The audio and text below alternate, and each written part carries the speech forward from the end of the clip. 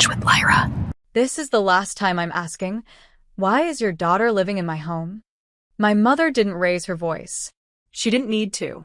Who does she think she is? God's gift. My name is Elena Brooks, and I learned that day that cruelty doesn't always shout. Sometimes it stays calm so everyone else looks unreasonable. I stood at the top of the stairs with a glass of water I hadn't touched. My aunt froze in the living room. My uncle's mouth opened, then closed. No one answered her. No one ever did. Not when she spoke like that. I didn't argue. I didn't explain. I didn't defend myself. I turned and walked into the bathroom and locked the door. It wasn't drama. It was survival. When people strip you down to something less than human, the worst thing you can do is react and give them proof they were right. A minute passed. Maybe two. Then I heard it. A scream. Sharp, sudden, followed by a violent crash that rattled the walls. The sound wasn't loud because of the fall. It was loud because of what it meant. I unlocked the door and stepped out just as the house collapsed into chaos. My mother lay at the bottom of the stairs. My family was on their knees around her, crying, apologizing, begging. Not to me. To her. I gripped the railing and felt something cold settle in my chest. Not fear. Not guilt. Understanding. Because accidents don't change families like this. But consequences do. And whatever happened on those stairs had just turned me from a problem they controlled into a truth they were terrified of facing. They didn't ask me to come down the stairs. They didn't look at me at all. Everything orbited my mother. Her breathing, her ankle twisted at a wrong angle, the way my aunt kept saying her name like a prayer she'd forgotten how to finish. An ambulance was called. Doors opened. Voices filled the house. And still, no one asked me a single question. That was familiar. I hadn't moved into my aunt's house because I was rebellious or difficult. I'd moved in because my mother needed quiet. After my dad died, grief didn't soften her. It sharpened her. I became noise she didn't want to manage. "You're adaptable," she'd said, handing my suitcase to my uncle like it weighed nothing. "You'll be fine here." Here had been supposed to be temporary. A few weeks. A reset. But weeks turned into months. And months turned into looks, tight smiles, sighs that followed me from room to room, whispers that stopped when I entered. I learned quickly how to be small, how to clean without being asked, how to eat less, how to make my presence feel like a favor. That morning before the fall, I'd overheard my aunt on the phone. "She's still here," she'd whispered, like I was a stain that wouldn't come out. "Her mother says she'll figure something out." She hadn't. And now my mother lay on the floor of a house she claimed I didn't belong in, surrounded by people who suddenly understood that this situation wasn't just uncomfortable. It was visible. As the paramedics lifted her onto the stretcher, her eyes finally found mine. Not pain. Not fear. Calculation. And in that look, I realized something important. She wasn't wondering if she was okay. She was wondering what I was going to say next. The hospital visit turned everything quiet in a way I didn't trust. My mother's injury wasn't life-threatening. A bad sprain. Some bruising. Enough pain to keep her in bed. Enough sympathy to fill the room. Enough attention to erase the question no one wanted to ask out loud. What really happened in that house? When they came back without her, the energy shifted. My aunt avoided my eyes. My uncle spoke to me like I might break. And for the first time since I arrived, they didn't tell me what to do. They didn't know how. That night, I lay awake in the guest room, staring at the ceiling fan spin shadows across the walls. I replayed the moment over and over. Not the fall, but the seconds before it. My mother's voice. Calm. Sharp. Certain. "Why is your daughter living in my home?" Not my home. Her home. That distinction mattered to her. It always had. I got out of bed and went to the kitchen. The house creaked like it was holding its breath. On the counter sat my aunt's planner, open to the week. Appointments. Grocery lists. Notes written in neat ink. There was nothing about me. No plan. No timeline. No explanation for how long I was supposed to exist in their space. I went back to my room and pulled out my notebook, the one I'd been using for school. I flipped past math problems and half-finished essays and opened to a blank page. At the top, I wrote one word: record. I didn't know why yet. I just knew that everything that mattered always seemed to disappear the moment adults decided it was inconvenient. I started small. Dates. Who said what? Who avoided which conversations? I wrote down the exact words my mother used before I locked the bathroom door. I wrote how no one checked on me afterward. I wrote how my aunt cried for her sister, but never once asked how I was holding up. By the time I closed the notebook, my hands were steady. That was when it clicked. If I stayed quiet, they'd rewrite this. If I reacted emotionally, they'd dismiss me. But if I remembered everything, clearly, calmly, exactly as it happened, then I wouldn't be the problem anymore. I'd be the proof. My mother stayed in the hospital overnight. The next morning, my aunt received 3 calls she didn't answer, and one she did.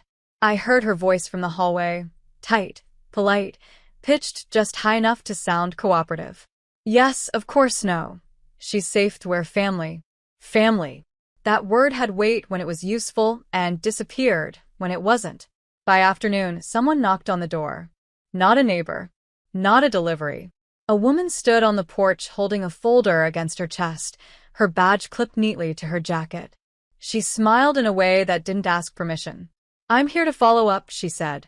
Regarding last night, my aunt froze. They sat at the dining table while I stayed in the hallway, listening.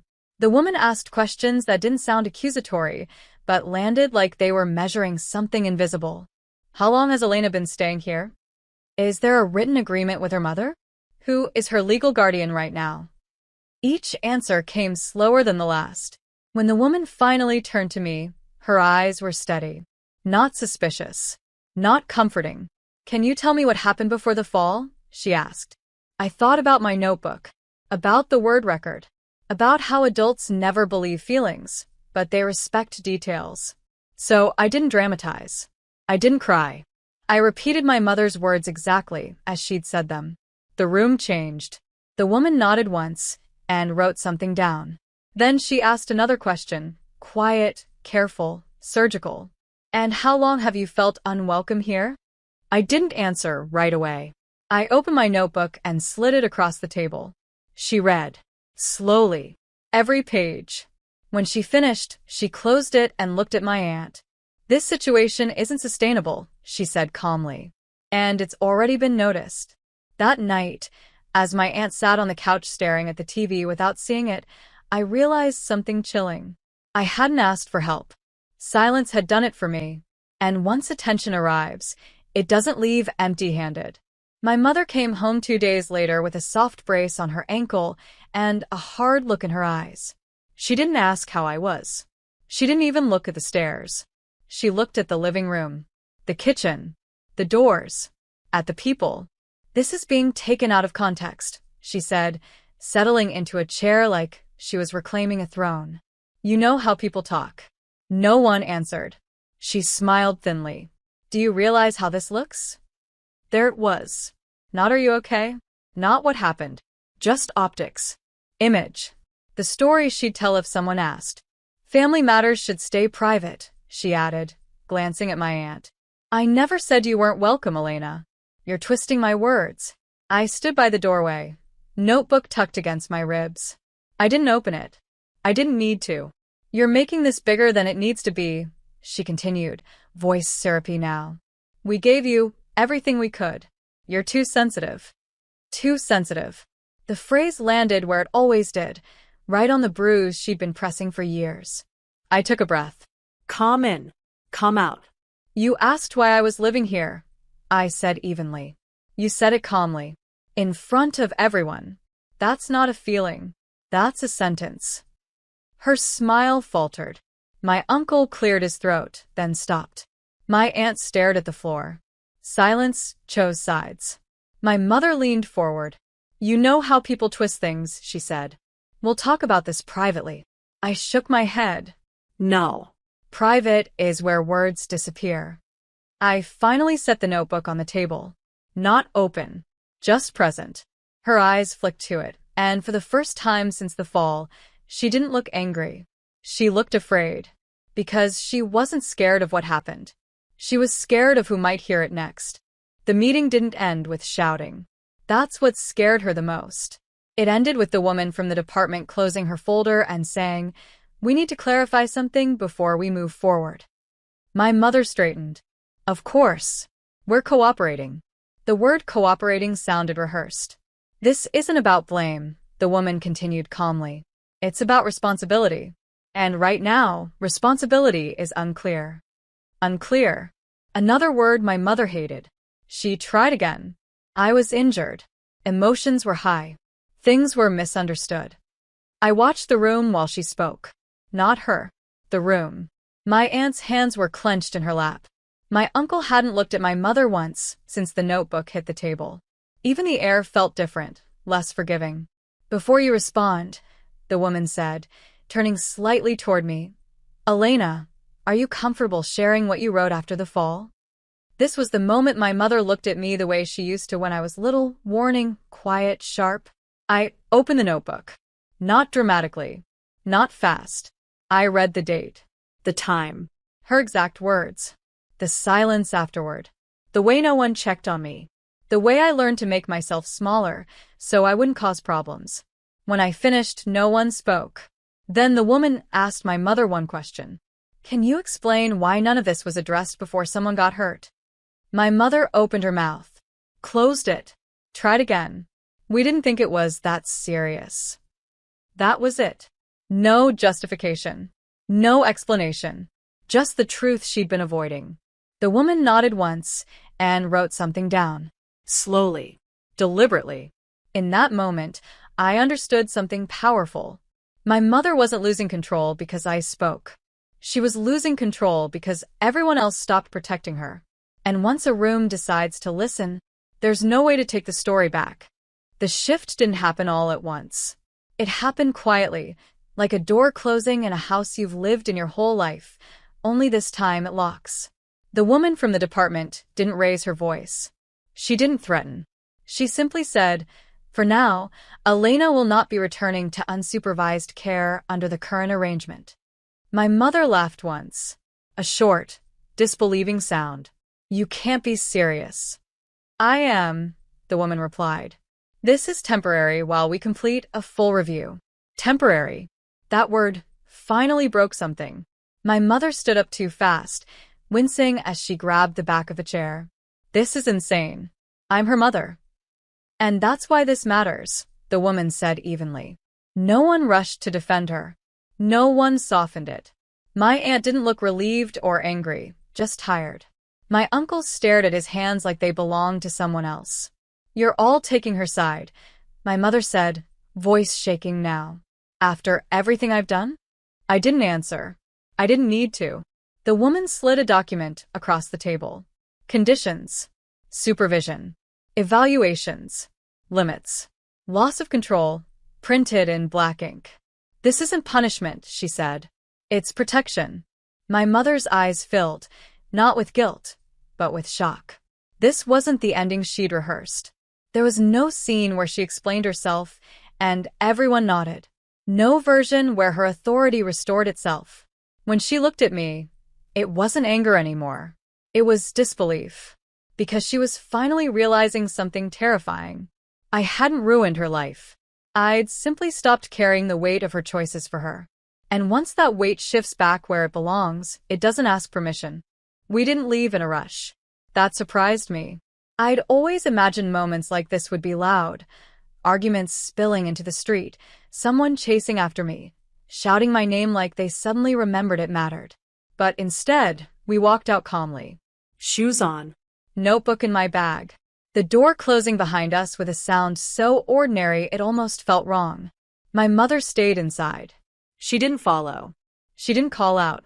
For the first time in my life, she had nothing left to say that could change what was happening.